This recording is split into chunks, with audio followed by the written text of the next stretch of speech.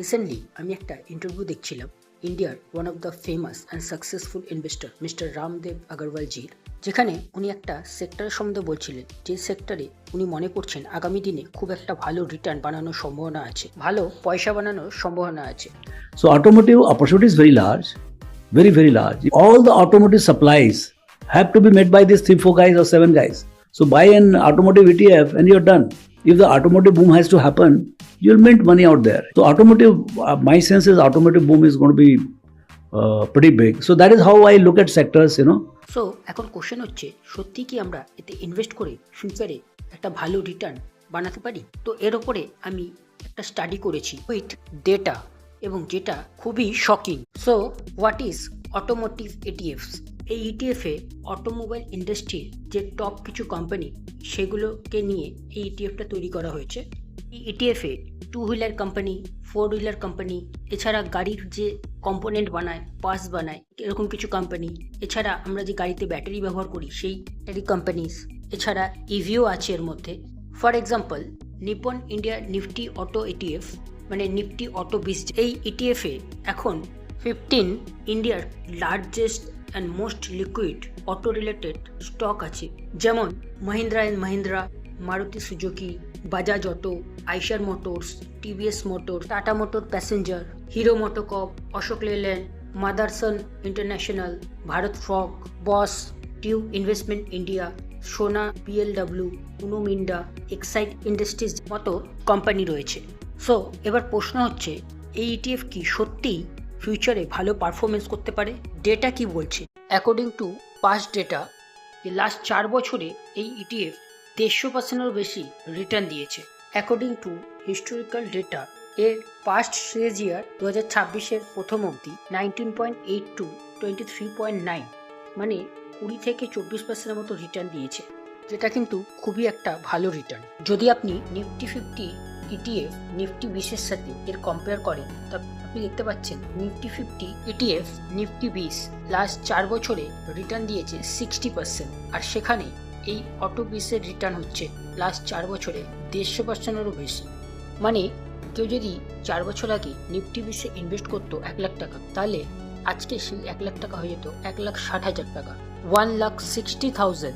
কিন্তু এই একই সময় যদি কেউ নিফটি অটো 20-এ ইনভেস্ট করতো, তাহলে 4 বছরে সেই 1 লাখ টাকা হয়ে যেত 2.5 লাখ টাকারও বেশি। তাহলে বুঝতেই পাচ্ছেন কতটা ডিফারেন্স।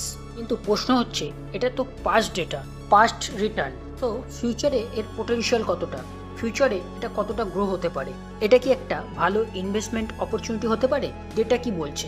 অ্যাকর্ডিং টু ডেটা, এই অটো ইন্ডেক্স ফিউচারে 12 থেকে 16%-এর রেঞ্জে গ্রো করতে পারে। কিন্তু কেন এটা গ্রো করবে ফিউচারে, এর রিজনটাও আমাদের বুঝতে হবে। দেখুন, ইন্ডিয়াতে পার ক্যাপিটা ইনকাম এখন গ্রো হচ্ছে, মিডিল ক্লাস গ্রো করছে, মানে ধীরে ধীরে অনেক লোক মিডিল ক্লাসে আসছে। এছাড়াও এখন লোন পাওয়াটা খুব ইজি হয়ে গেছে। সো যাদের কাছে গাড়ি নেই তারা এখন গাড়ি কেনার কথা ভাবছে।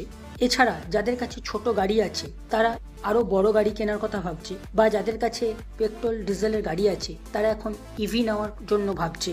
যাদের কাছে বাইক আছে তারা আরও প্রিমিয়াম বাইক কেনার কথা এখন ভাবছে, যেমন for example royal Enfield.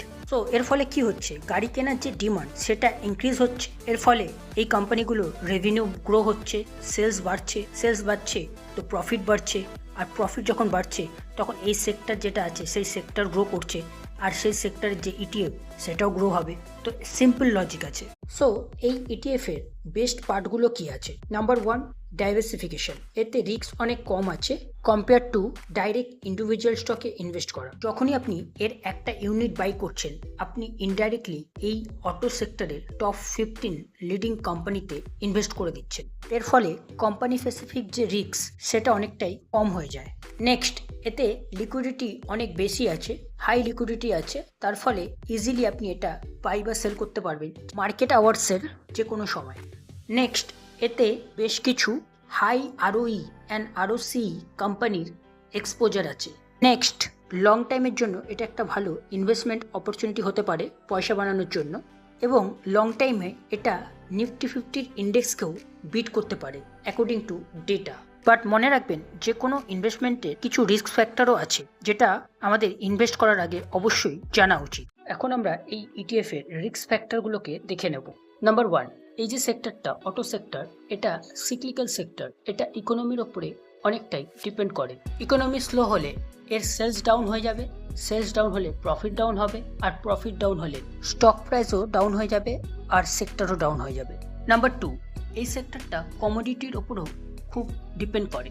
Commodity price মানে স্টিল, অ্যালুমিনিয়াম, রাবার এর প্রাইস ইনক্রিজ হলে এর যে প্রফিট মার্জিন তার উপর এফেক্ট পড়ে, প্রফিট মার্জিন কমে যায়, যার ফলে প্রফিট ডাউন হয়ে যায় এবং প্রফিট কমে যাওয়ার ফলে স্টক প্রাইস নিচে চলে আসে এবং যার ফলে এই সেক্টরের ওপরও এফেক্ট পড়ে, যার ফলে সেক্টরও নিচে চলে আসে। Number 3, short term volatility. Auto sector খুব হাইলি ভলিটাইল, বাট লং টাইমে 5 থেকে 10 বছর বা তার বেশি সময় এটা একটা ভালো ইনভেস্টমেন্ট অপরচুনিটি হতে পারে according to data. Why? For example, যদি আজকে ইন্ডিয়াতে 100 জনের মধ্যে 20 জনের কাছে গাড়ি থাকে, তাহলে আগামী দিনে ফিউচারে এটা আরও বাড়বে, আরও বেশি লোক গাড়ি কিনবে। ফর এক্সাম্পল, এটা 40 বা 50 হয়ে যাবে, তাহলে কি হচ্ছে? ডিমান্ড বাড়ছে, মানে demand double, profit double, ETF grow. Simple logic. So এটা তো আমার নিজের ওপিনিয়ন, নিজের স্টাডি। আপনাদের কি মনে হয়?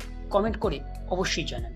এরকম আরও simple but highly proven strategy এবং লেসনের জন্য চ্যানেলটাকে সাবস্ক্রাইব করে বেল আইকনটাকে অবশ্যই প্রেস করে রাখুন। এখানে আপনি থিওরিক্যাল নয়, রিয়েলিটি পাবেন with real life example. Thank you.